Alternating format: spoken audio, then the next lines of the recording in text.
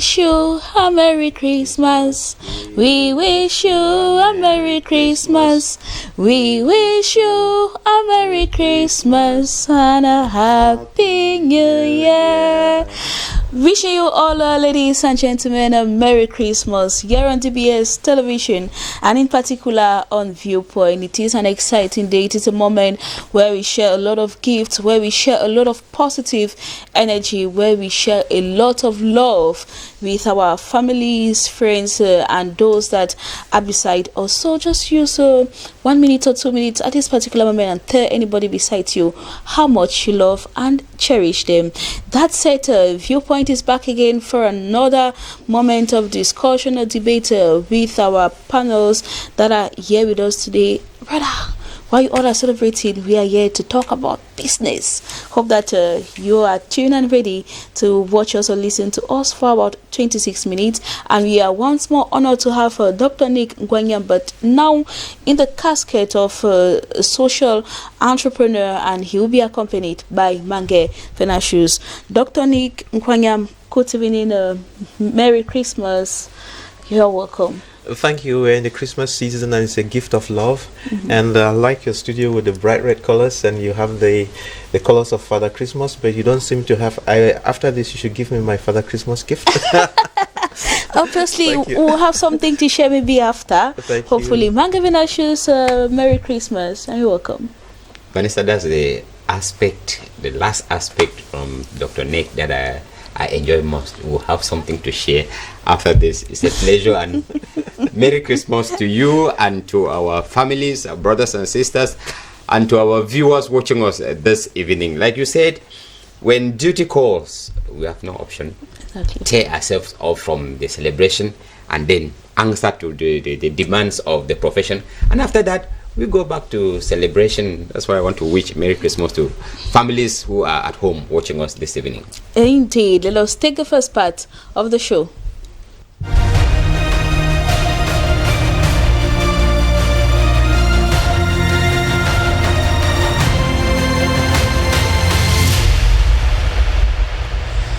Once more, you are all welcome back. Wishing you all a Merry Christmas. It's a happy day, so we are extending that love to all of you. In the first question, personal development as a springboard for economic progress, is it necessary in our country? Dr. Nick. In fact, when we talk about development, capacity building is the most important thing. And if our country has been lagging, it's because we lack this capacity building in many of our youths and many of our leaders and so on. So if you ask the question, why is it that China is better than Africa? Why is it that America and the other countries and the Southeast Asian giants are better than Africa? Why is it that Africa is an underdog? It's not because of the black color. It's because of that capacity. It's very important. So just give Africans that thing that is lacking the capacity, and they'll be as good as anyone else or better. So I get that the point is yes. Yep. It is necessary in our country. Mange Venashus. Yes, Vanessa, it is necessary. It is necessary. And is conducive working condition a privilege in a work environment? Mange Venashus. A privilege? No, it is not. No. Dr. Nick. It's not a privilege, it's a right. Oh, it's not a privilege, but it is a right. Yes. Let us have the debate.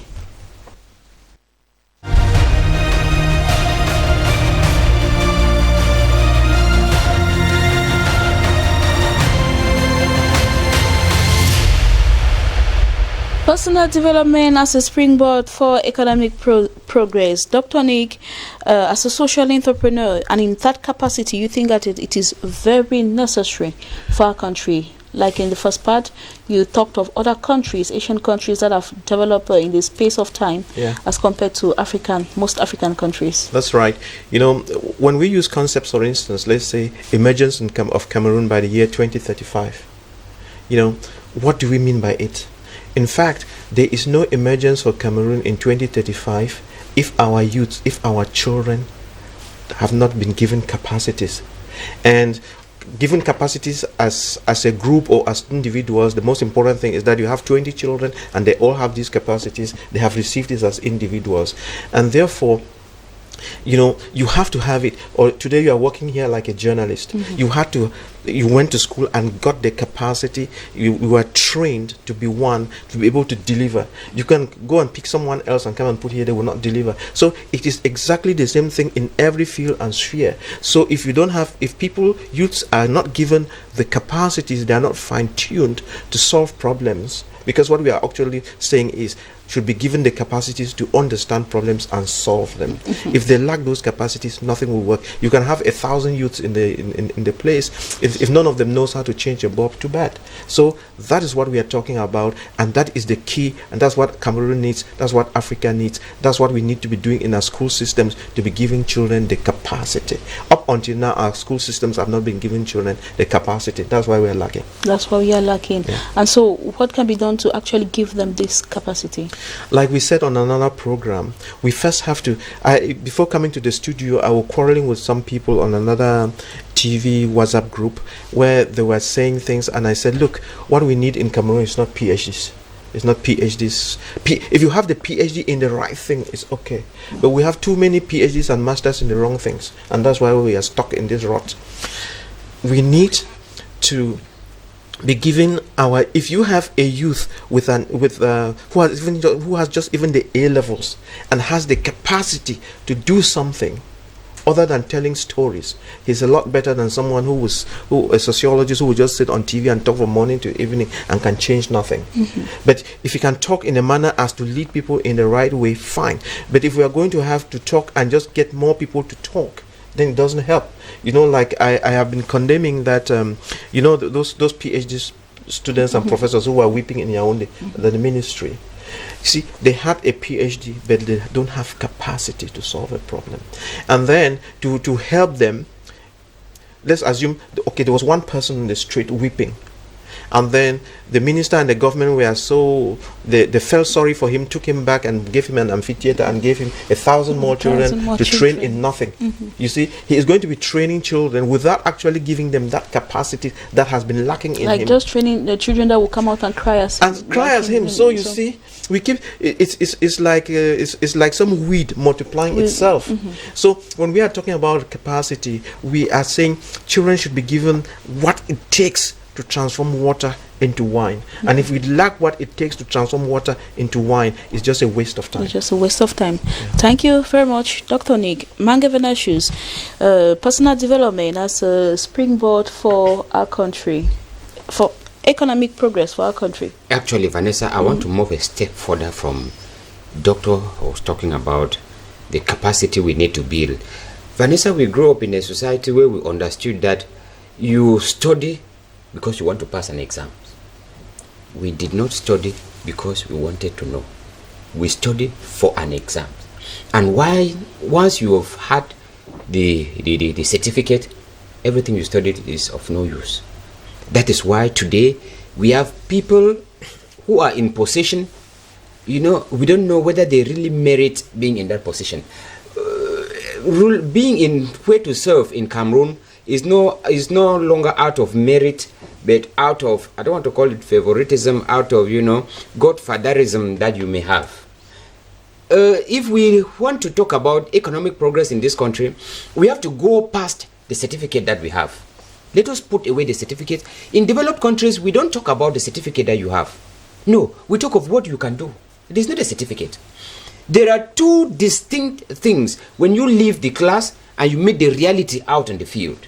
The class is a theory. The field is the practical. Yes, the practical situation, day-to-day life. How many of our, you know, those who are supposed to take decisions in this country go for seminars, for recycling, for all this? All our ministers, how many ministers can be humble enough to sit down, train me how to run this department, train me how to handle the health department, the agricultural department? Because in Cameroon, if appointments were done because of political compensation, it is not because you are qualified in this position. It is because you are an active member in this. So we want to thank you for this, and we give you a whole ministry to manage. Because you will not understand that you take somebody from a hospital and put the person to manage a council, a city council. How do you expect him to work? How do you expect him to know? And in that The contrary is a doctor who is in charge of that city, and you look at the way the health the situation of that city is, you tend to ask, where are we?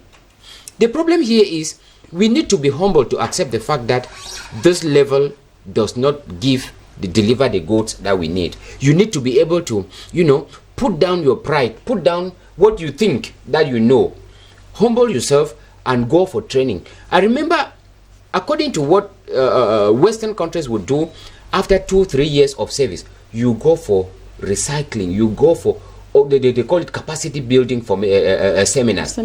But capacity building for seminars that we have here, we don't go for it because we want to acquire knowledge.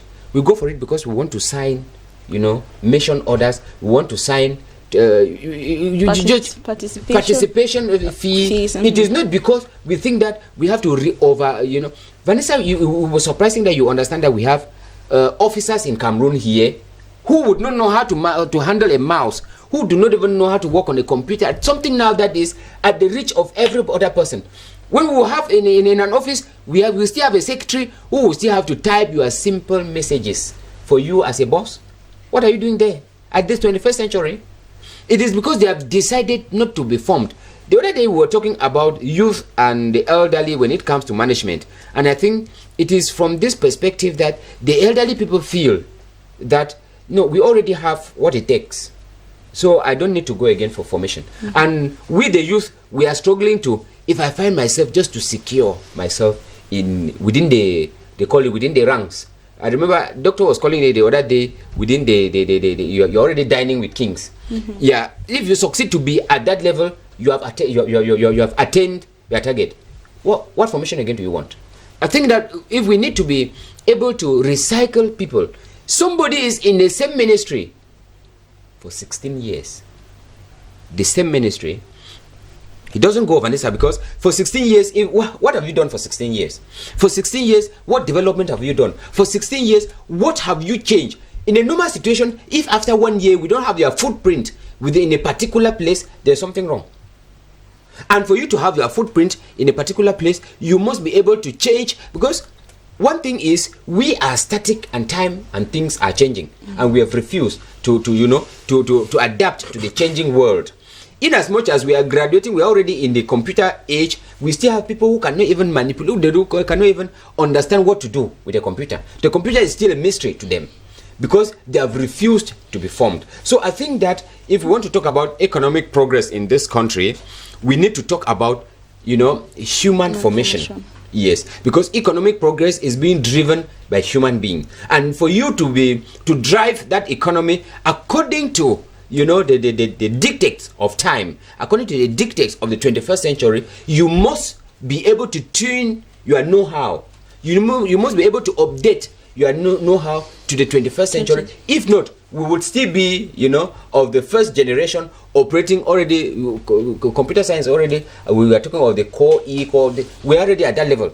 But then we still have people who are still dealing with Pentium 1 and Pentium 2. And that is why at that level, we cannot produce anything. Our economy cannot progress. Yes. We keep talking of, there are changes in, innovation in science and technology that we need to apply it for our economy to progress. If we don't have, qualified human personnel to use these changes in development, we will still have doctors who, when you talk about using UV rays to carry out operation. The doctor says we have PhD holders who are good at narrating stories. Of course, they are narrating stories because they are still of that epoch where they forget to know that we are fast gone the other way, and they are still thinking of our old epoch. And that is why our economy keeps dragging behind, because we have failed.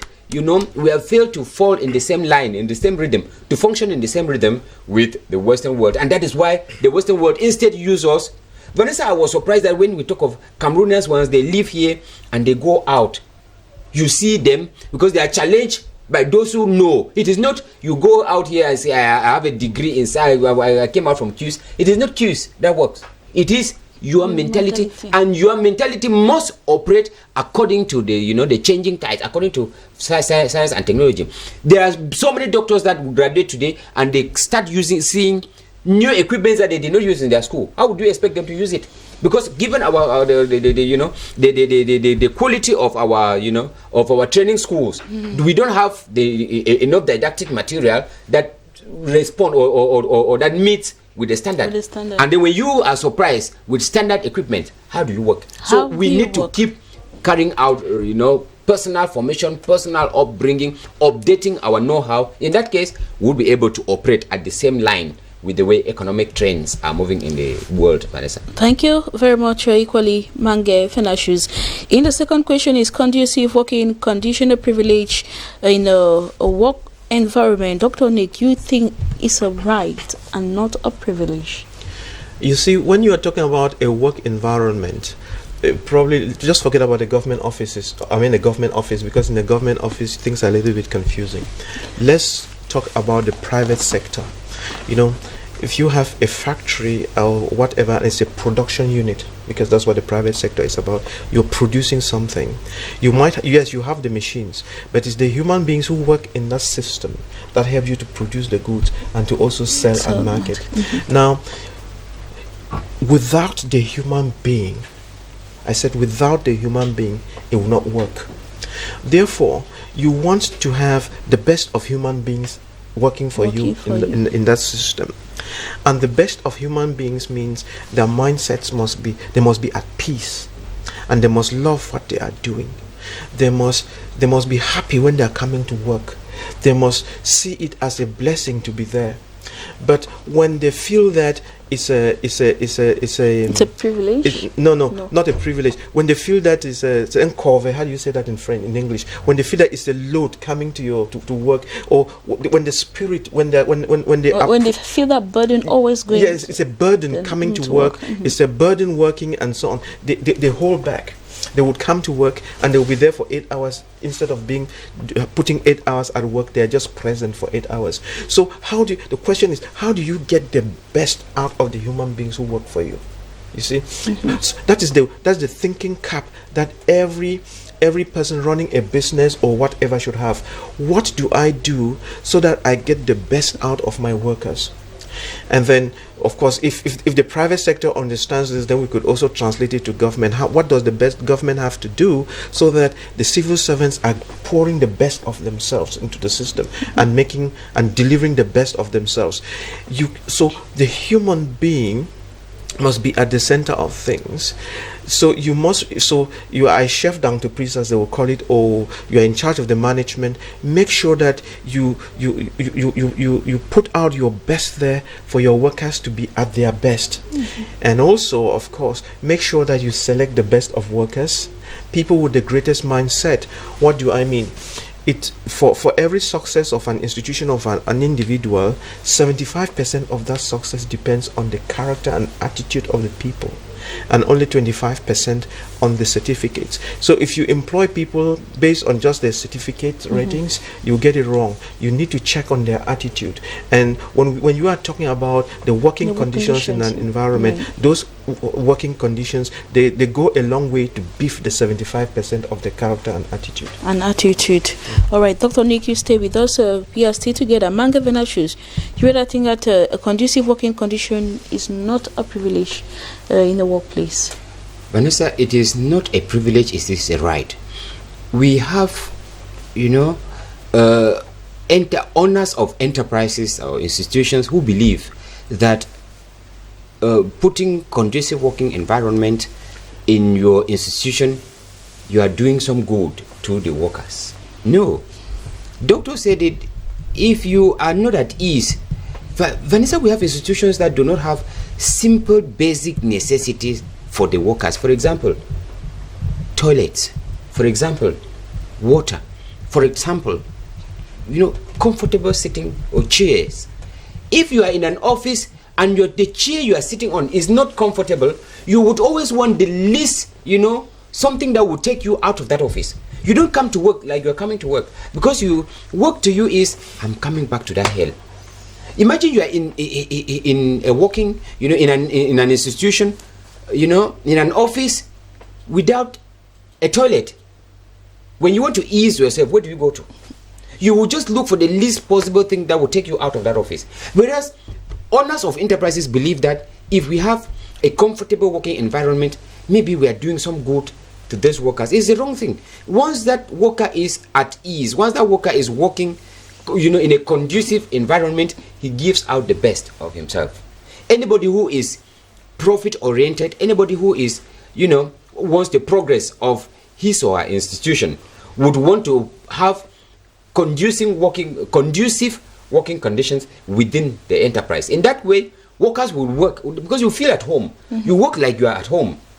Vanessa, I had the privilege to cover a meeting of school proprietors here in Littoral, and in fact, private proprietors.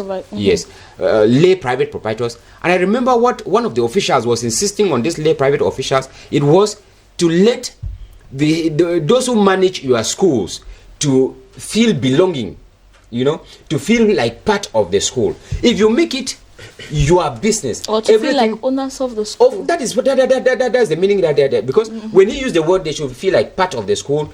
Some proprietors were like, "Do you think that I employ people and they become partners?" He said, "No. The point is not they are not your partners, but intrinsically speaking, they are and most of this lay private school, those who are doing the day-to-day running of the schools are the principals and the vice principals. Now you are just the owner of the school. You are there. You work with reports, but you don't know the reality on the ground, what it means to face the children, face the teachers, face the parents. So his point was, let them feel like this school I have is part of me. I'm not working for you. I'm working for this institution. I must make sure that this institution lives on, because I have an interest as well in this institution. If I have it that I'm working for you, all I care for is my salary. And once this institution collapses, I look for a different institution. And who will be the loser? The proprietor. In Western countries, when we talk about leave, it is not a privilege.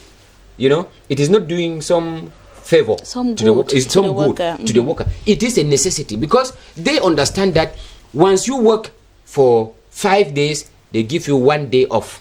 They give you 2 days off. The 2 days are not because they like you no. They understand that like a human being, after putting in your max, your best for 5 days, you need a day off. A day off is, come back to yourself, put out up more energy, and then as you are beginning the next day, you are coming back fully equipped. I mean, mentally fully equipped, physically. But if they keep using you from 1st to 31st, from Monday to Sunday, January to December, Vanessa, you are a human being, and even machines at least they need some time to cool down. Yes, but then when our African proprietors believe that you must be there, doctor called it, you're putting in 8 hours of being at work. Not 8 hours of being present not being productive. Because all what they need is, and that's why you see they're signing, when did you come in? When would you leave? They don't want to find out, what did you do?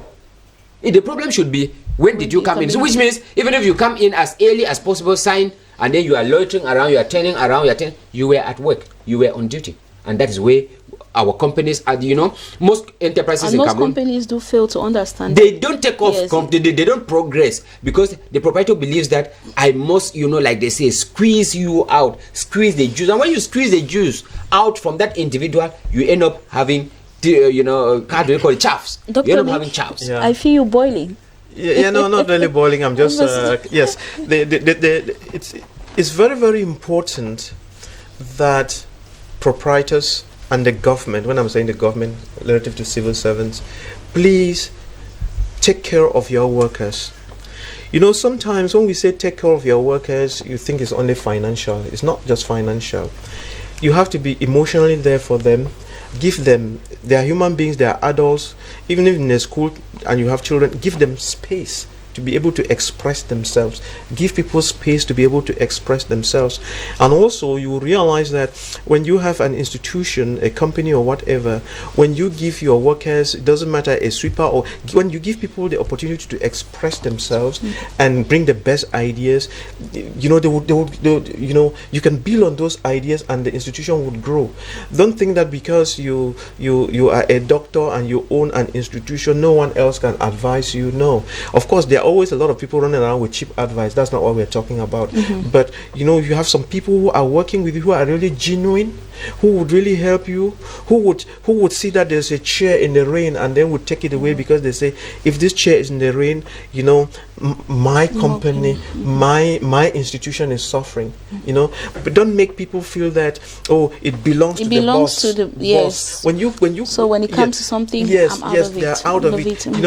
No, you'll be the loser. Give people space.